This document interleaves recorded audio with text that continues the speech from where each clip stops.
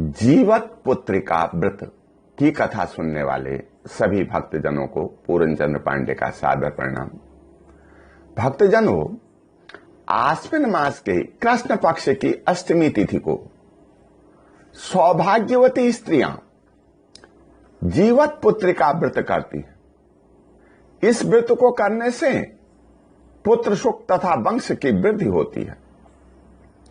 अपने पुत्र पौत्रों की लंबी आयु एवं सुंदर स्वास्थ्य की प्राप्ति के लिए महिलाएं जीमूत वाहन की कुश निर्मित मूर्ति की धूप दीप अक्षत फूल नैवेद्य आदि से पूजा करती हैं। फिर जीवत पुत्रिका व्रत की कथा श्रवण करती हैं। कथा इस प्रकार है। एक बार कैलाश पर्वत के शिखर पर भगवान शंकर और माता पार्वती बैठे हुए थे। माता पार्वती ने भगवान शिव से पूछा, हे प्रभु, किस व्रत और पूजन से सौभाग्यवती नारियों के पुत्र जीवित और दीर्घायु को प्राप्त होते हैं, बताने की कृपा कीजिए। भगवान शिव ने कहा, हे देवी, नर्मदा नदी के तट पर कांचनवटी नाम की एक सुंदर नगरी थी। वहां के राजा मलय केतु बड़े धर्मात्मा थे। उनके राज्य में नदी के किनारे एक विशाल वृक्ष खड़ा था। उसकी डाल पर एक चील रहती थी। जड़ पर बने कोटर में एक सियारिन रहती थी।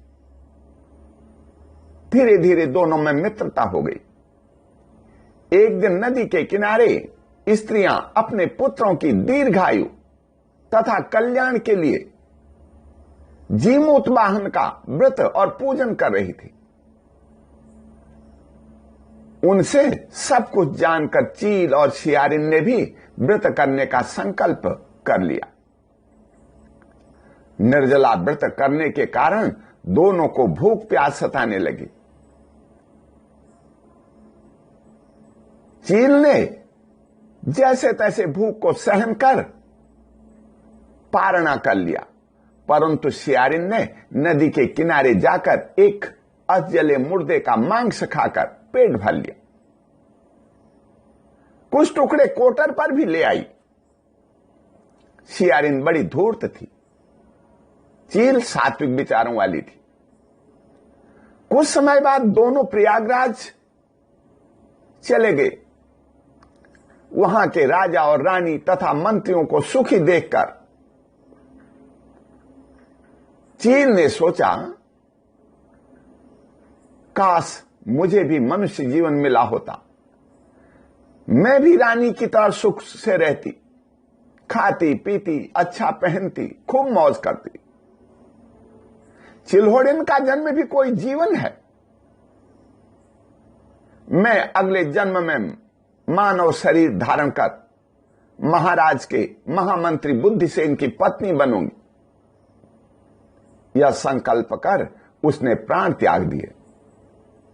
सियारिन ने भी महाराज मलय केतु की रानी बनने का संकल्प लेकर प्राण त्याग दिए। दूसरे जन्म में ये दोनों भास्कर नामक ब्राह्मण के घर में उत्पन्न हुई। दोनों कन्याओं में नाग कन्या और देव कन्या के समान अलग अलग गुण दिखाई देते थे। ब्राह्मण ने जो सुंदर गुण वाली थी उसका नाम शीलवती रखा। जो तामसिक बुद्धि वाली थी उसका नाम कर्पूरावती रख दिया। पूर्व जन्म के संकल्प के अनुसार ही शीलवती का विवाह मंत्री बुद्धिसेन के साथ हो गया। कर्पूरावती का विवाह राजा मलय केतु के साथ हुआ। राजा और मंत्री दोनों बड़े धर्मात्मा थे। वो प्रजा के साथ पूर्ण न्याय करते थे। प्रजा भी राजा और मंत्री को खूब चाहती थी। समय के अनुसार शीलवती और कर्पूरावती के 7 पुत्र हुए। शीलवती के 7 पुत्र जीवित थे, परंतु कर्पूरावती के 7 पुत्र एक एक कर मृत्यु को प्राप्त हो गए। कर्पूरावती बहुत दुखी रहती थी। उधर शीलवती के सभी पुत्र हमेशा राजा की सेवा में हाजिर रहते थे। वे सब विनयी तथा राजा के आज्ञाकारी थे। रानी उन्हें देखकर जलती रहती थी। उसे ईर्ष्या होती थी कि शीलवती के सभी पुत्र जीवित हैं। एक दिन ईर्ष्यावश रानी ने खाना पीना बंद कर दिया। वह वहां से दूर एक एकांत कोठरी में जाकर के बैठ गई। राजा जब उसे मनाने के लिए गए तो उसने कहा, आप शीलवती के सभी पुत्रों का सिर काट करके ला दीजिए। जब तक आप 7 पुत्रों के सिर काट कर नहीं लाएंगे तब तक मैं खाना नहीं खाऊंगी। तभी मुझे शांति मिलेगी जब उसके पुत्र मारे जाएंगे। ऐसा नहीं करते तो मैं आपके सामने ही प्राण त्याग दूंगी। राजा बहुत बेवश हो गया। आखिर क्या करता? उसने वही किया जो रानी चाहती थी। रानी ने बांस की 7 टोकरियां मंगाई। उनमें एक एक सिर रख करके उन्हें लाल कपड़े से ढककर शीलवती के पास भेज दिया।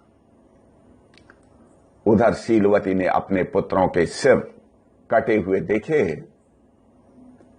तो उसने धर्मात्मा जीत वाहन की कुश निर्मित मूर्ति बनाई। भली भांति उसकी पूजा की। जी मूतवाहन साक्षात शिव स्वरूप में प्रकट हो गए। उन्होंने धरती पर पड़े हुए सर्वों के सिर पर मिट्टी लगा करके अमृत छिड़क दिया। कुछ ही समय में शीलवती के वे सभी पुत्र पुनः जीवित हो गए। सौगात के रूप में भेजे गए सभी सिर भगवान की कृपा से फल बन गए। शीलवती ने वैसे ही उन टोकरियों को वापस अपने 7 पुत्रों के हाथ रानी कर्पूरावती के पास भेज दिया। शीलवती के 7 पुत्रों को सामने खड़ा देखकर रानी कर्पूरावती आश्चर्य में पड़ गई। वह सोचने लगी, वह 7 सिर बिल्कुल इन्हीं के सिरों के समान थे, ताजे कटे हुए, और रक्त की धारा उनसे बह रही थी। क्या वह मेरी आंखों का धोखा था? नहीं, ऐसा तो नहीं हो सकता। हो सकता है राजा ने ही मेरे साथ कोई छल, कोई धोखा किया हो। यह सोचकर वह क्रोध के मारे अत्यंत कुपित हो गई। उसने वही चक्र उठाया जिस चक्र से राजा ने शीलवती के 7 बेटों के सिर काटे थे। वह उस चक्र को लेकर शीलवती को मारने के लिए चल पड़ी। शीलवती जीतमूत वाहन की पूजा कर रही थी। भगवान की दया से शीलवती को देखते ही उसका क्रोध शांत हो गया। शीलवती उसे लेकर नर्मदा नदी के तट पर गई। दोनों ने स्नान किया। शीलवती ने पूर्व जन्म की यादें दिलाते हुए उससे कहा, तुमने श्यारिन के रूप में व्रत को भंग कर मुर्दा खा लिया था। यह वही जगह है। याद करो, तुमने व्रत भंग किया था या नहीं? कर्पूरावती के दिमाग में पूर्व जन्म की सभी बातें घूमने लगी। उसने कहा, हां, मैंने मृत व्यक्ति के शरीर को खाकर के व्रत भंग कर दिया था, और तुमने भूख प्यास सहन कर व्रत का अच्छी तरह पारणा कर लिया था। उसी का यह परिणाम है। इतना कहकर ग्लानि और संताप से उसके प्राण निकल गए। राजा मलयकेतु रानी की करतूतों तथा अपने द्वारा किए गए अन्याय के बारे में सोचकर बहुत दुखी हुआ। उसने अपना राज्य महामंत्री बुद्धिसेन को सौंप दिया और स्वयं तप करने वन में चला गया। शीलवती अपने पति बुद्धिसेन और पुत्रों के साथ प्रसन्नतापूर्वक राज्य का कार्य संभालते हुए सुखपूर्वक रहने लगे। भगवान शिव के मुंह से यह कथा सुनकर पार्वती जी बोली, हे प्रभु, मैं आपसे प्रार्थना करती हूं, भविष्य में जो सौभाग्यवती स्त्रियां इस व्रत को करेंगी उन सभी को शीलवती की तरह सुख प्राप्त हो। ऐसा ही होगा।